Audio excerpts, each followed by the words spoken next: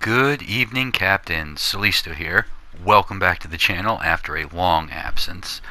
Before I get started with the video proper, I'd like to take a moment to encourage you to stay until the end of the video for an update on future plans for the channel. Enough about all that though, on to the main event. Meet the Admiral Graff Spee. The last of the Deutschland-class Panzerschiff, or armored ship. At the time, she was often referred to as a pocket battleship. Laid down on the 1st of October 1932, launched on the 30th of June 1934, and commissioned into service on the 6th of January 1936, she was the most famous Deutschland-class cruiser ever built. The Deutschland-class was a result of the Treaty of Versailles limiting Germany's naval strength and was only allowed to displace 10,000 tons. Due to some creative maths, read as lying, she eventually came in at 16,000 tons. The idea behind the Deutschland class was to be able to fight anything that she couldn't run from and outrun anything that she couldn't fight. If you're interested in learning more about the Graff Spee or naval history in general, there'll be a link in the description to my personal favorite naval history YouTuber, Drachenfell, who I highly recommend checking out after this video, of course. So, how does this all translate into legends, you might ask? Well, for 10,000 golden doubloons, or if you're watching this video when it comes out, it's at a discount for 7,000, you get a Tier 5 cruiser armed with 6 283mm or 11-inch guns in 2 turrets, 1 fore and 1 aft. They can fire out to about 15 kilometers, but for best results, I recommend trying to engage at 11 or 12 kilometers. Outside of that, her accuracy really suffers.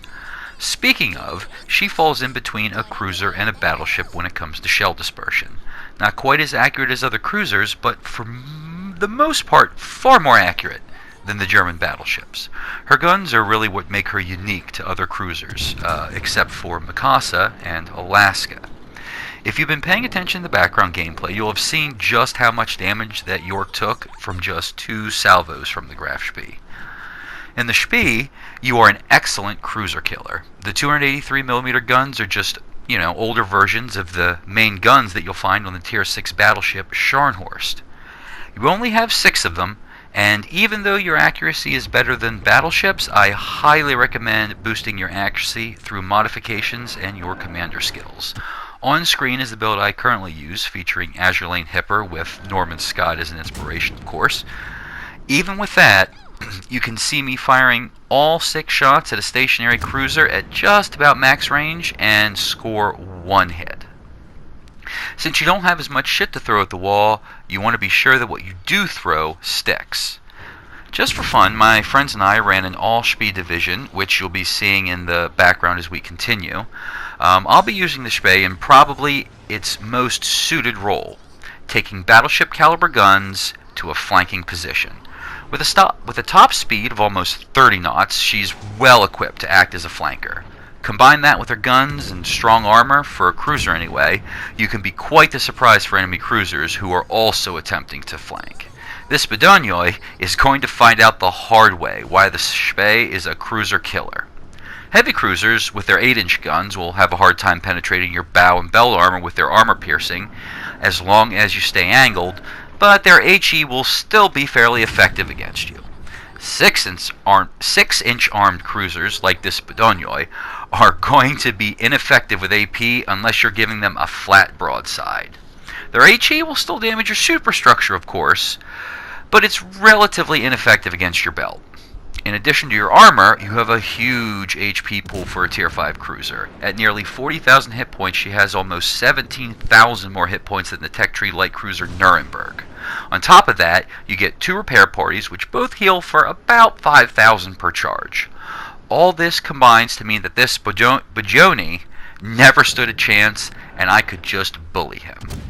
Now, after seeing all that, you may be reaching for your wallet. Whoa there, partner. I definitely don't blame you, but before you start punching in your credit card numbers, it's time for the bad news.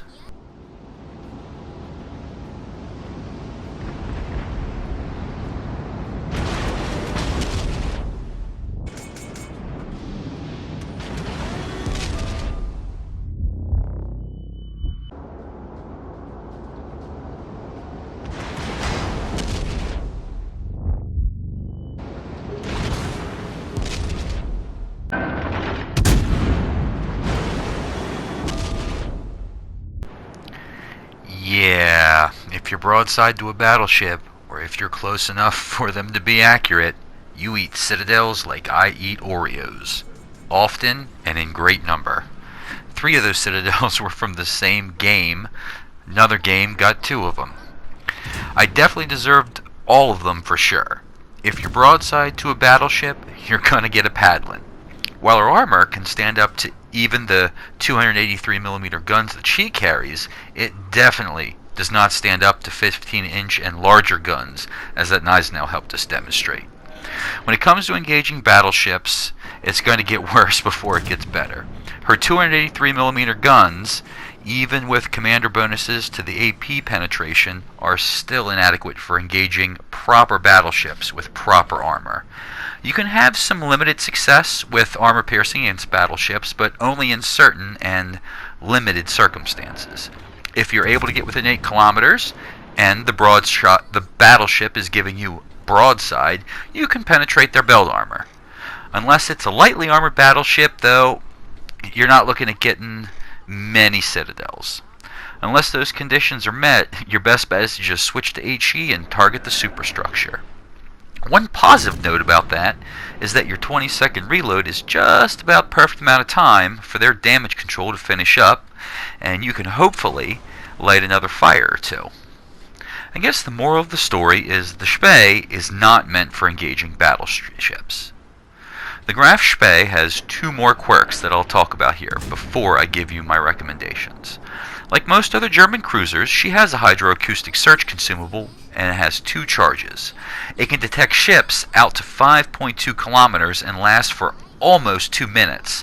That's an absolutely amazing hydro at Tier 5.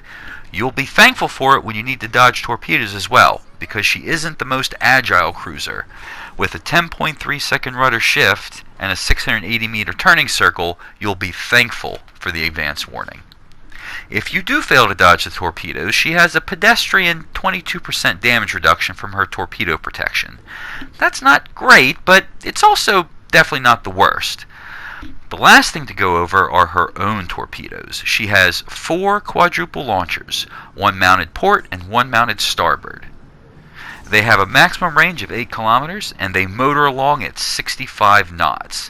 The placement of these launchers so far back gives the Spee some of the best torpedo angles of any ship in the game.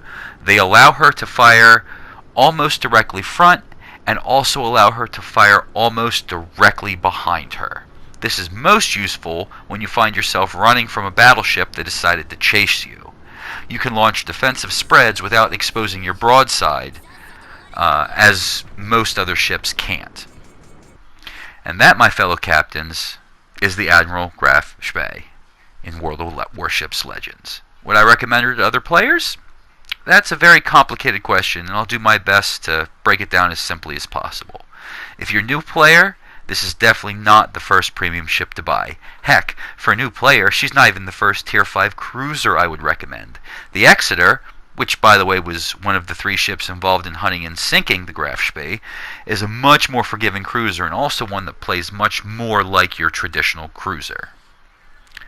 But if you're an experienced player with a good knowledge of maps and the ability to take advantage of her speed, combined with those lovely guns, then you can have a lot of fun in her. One last thing though, she's not really a ship for ranked.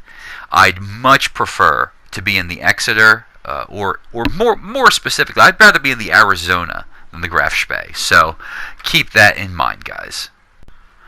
Well, that's that, I suppose. I genuinely hope you enjoyed our long overdue time together today.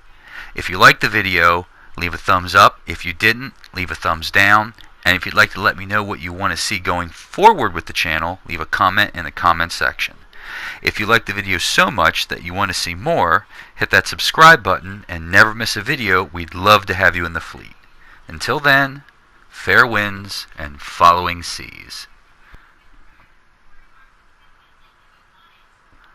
Well, if you guys are still here, I guess it's a little you and me time. It's been a while, hasn't it, guys? I want to let you know that I have not given up on the YouTube channel, and I definitely plan on continuing to make videos.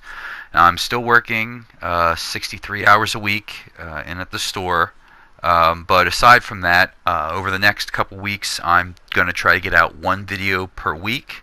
It'll probably just be a commentary over some gameplay. But in the very near future, hopefully within the next 30 days, I'm planning on relaunching the channel. We're going to have a Discord. We're going to have some social media for the channel.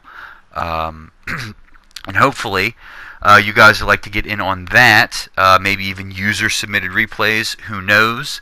I'm actually going to have an intro for my videos with a neat graphic. I'm actually paying someone to do, if you can believe that. But I really appreciate all you guys that have stuck around and subscribed, and I want to pay it back to you because after we relaunch the channel, you're going to see more music videos, more compilation videos. I'm playing with friends. I got all kinds of stuff saved up, replays for you guys. I haven't been doing nothing. It's just I haven't had time to put into editing and recording these videos for you. So I guess to sum up, everything's okay. The channel will go forward. It's going to be very slow and sporadic uploads for just a little while longer, but bear with me. There's going to be a new look, Discord, social media, maybe even Instagram, Twitter. Who knows? The world's our oyster, lobster, or whatever crustacean you're not allergic to. So anyway, guys, I am just blown away that there are people that want me to do this. So if you hang around, I'm going to keep doing that. And again, and from the bottom of my heart, guys, fair winds and following seas.